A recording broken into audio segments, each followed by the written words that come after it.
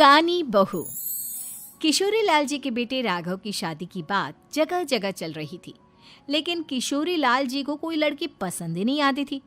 और उसकी एक ही वजह थी, किशोरी लाल जी का लालची होना। उनको लड़की वालों से मोटा दहेज चाहिए था और इसी चक्कर में एक दिन वो एक बहुत पैसे वाले के घर अपने बेटे का रिश्ता लेकर पहुंचे।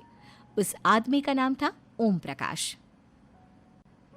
देखिए किशोरी लाल जी, मेरी एक ही बेटी है और मेरी सारी संपत्ति जायदाद सब कुछ मेरी बेटी नैना का ही है। पापा, नाम से लगता है बहुत खूबसूरत होगी। कितना अच्छा नाम है ना, नैना। ओ, वैसे बात तो सही है आपकी। अब इतना पैसा है, जमीन जायदाद है, इकलौती बेटी, आप भी क्या करेंगे? सब कुछ उसे ही देंगे ना। बिल्कुल ठीक पहचाना आपने। बस बेटी की शादी और सारी जायदाद उसके नाम। पापा, बिना देखे हाँ कर दीजिए ना। इतना अच्छा रिश्ता फिर कहाँ मिलेगा? माला माल हो जाएंगे हम। मैं अपनी बेटी को बुलाता हूँ। अरे नहीं नहीं नहीं नहीं, आपकी बेटी का नाम नैना है, सुनकर ही लगता है बहुत सुंदर होगी। रहने दीजिए अंकल, मैं तो आपकी बेटी के नाम से ही इतना खुश हो गया हूँ कि उसे बिना देखे शादी करने को तैयार हूँ। अब तो मैं उसका चेहरा सीधे शादी के बाद ही देखूंगा। और इस तरह राघव नैना का चेहरा नहीं देखता और उससे शादी कर लेता है। शादी के बाद अपनी सुहाग रात पर जब राघव नैना का घूंघट उठाकर देखता है तो नैना की आंखें बंद थी। कितने खूबसूरत हो तुम नैना, जरा अपनी आंखें खोलकर मेरी तरफ देखो तो सही। नहीं, मुझे शर्म आती है। अरे, मैंने तुम्हें शादी से पहले भी नहीं देखा, और अब अगर तुम आंखें खोलकर मुझे देखोगी भी नहीं तो मुझे अच्छा कैसे लगेगा? इससे पहले कि नैना अपनी आंखें खोलकर राघव की तरफ देखती, अचानक से लाइट चली गई और राघव नैना को पूरी तरह से देख भी नहीं पाया। अगली सुबह नैना राघव के लिए नाश्ता बनाकर लेकर आई। अरे ये क्या, आधा पराठा सेका हुआ है और आधा बिल्कुल कच्चा। ये तुमने क्या किया नैना? बहू, तुमने क्या आधा पराठा तवे से नीचे लटका कर रखा था, जो आधा सिका है और आधा कच्चा? मुझे जितना दिखेगा उतना ही तो सीखूंगी ना पापा जी। जहाँ जहाँ मुझे नजर आ रहा था वहाँ मैंने सीख लिया, जहाँ जहाँ नहीं दिखा वहाँ कच्चा रह गया होगा। इसका क्या मतलब है?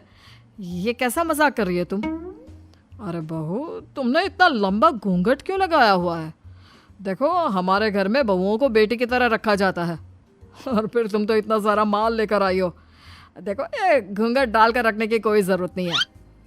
हाँ नैना, पापा जी ठीक कह रहे हैं, तुम तो आराम से रहो, अपना ही घर समझो। नैना अचानक से अपना घूंघट उठा लेती है। अरे ये क्या पापा, नैना की तो एक आंख फूटी हुई है। नाम से नैना, लेकिन ये तो कानी बहू निकली। मेरे साथ धोखा हुआ है, धोखा। बिना दिखाए अपनी कानी लड़की मेरे संग ब्याह दी। मुझे कानी बीवी नहीं चाहिए। मुझे अभी ओम प्रकाश जी से बात करनी पड़ेगी। आखिर उन्होंने मेरे साथ ऐसा किया क्यों? अरे, आप लोगों ने ही तो पापा से कहा था कि आप लोग शादी से पहले मुझे देखना नहीं चाहते। अब मेरे पापा पर क्यों इल्जाम लगा रहे हैं?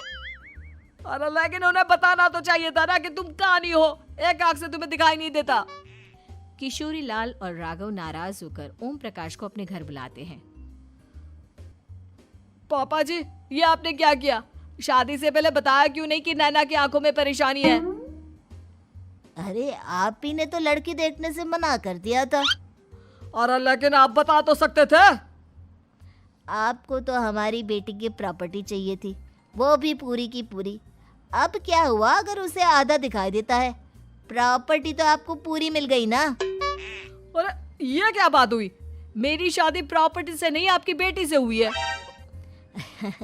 अब ये तो पहले सोचना चाहिए था, तब तो मेरी प्रॉपर्टी देखकर तुम्हारी जुबान लप लपा रही थी। लेकिन मैं कानी लड़की को अपनी बीवी बनाकर नहीं रख सकता। पापा, कुछ करिए ना आप। हाँ, करता हूँ। देखिए ओम प्रकाश जी, आप हमारे साथ ऐसा नहीं कर सकते। और तुम देखो, अगर तुमने मेरी बेटी से शादी तोड़ी ना, तो जो भी प्रॉपर्टी मैंने तुम्हें दी है वो तो पूरी की पूरी वापस ले ही लूँगा, और आधी प्रॉपर्टी तुम्हारी भी लूँगा। अरे मेरी आधी प्रॉपर्टी भला क्यों लेंगे आप?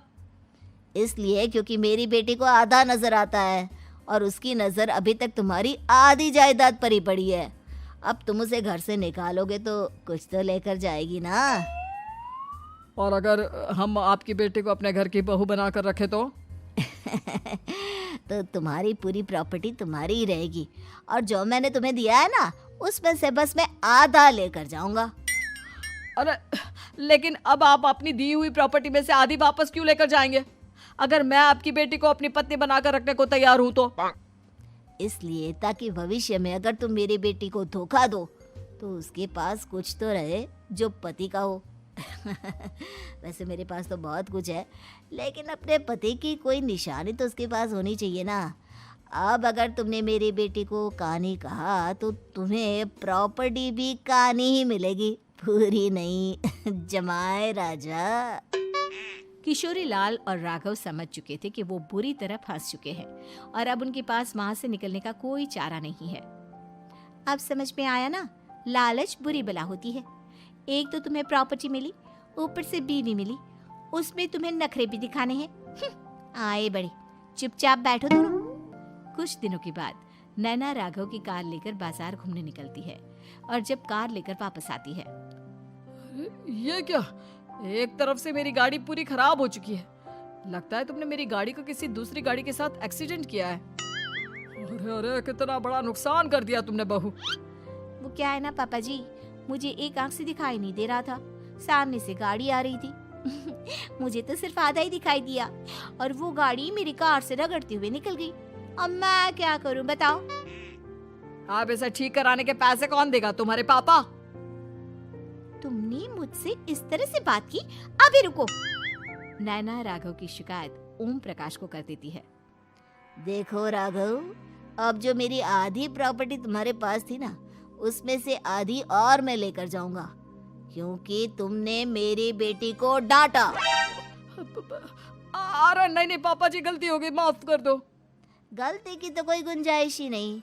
अगली बार मेरी बेटी को डांटा तो बची हुई आधी में से आधी और ले जाऊंगा। लालच के चक्कर में हम दोनों ने बहुत बड़ी गलती कर दी बेटा। एक तो तुम्हें कानी बहू मिली और ऊपर से जो माल मिला वो भी काना। इस तरह राघव की हर एक गलती पर ओम प्रकाश उसकी प्रॉपर्टी का आधा आधा हिस्सा लेकर अपना सारा माल वापस ले गया और राघव को कानी बीवी से काम चलाना पड़ा। भाई लालच वाकई में बुरी बला है।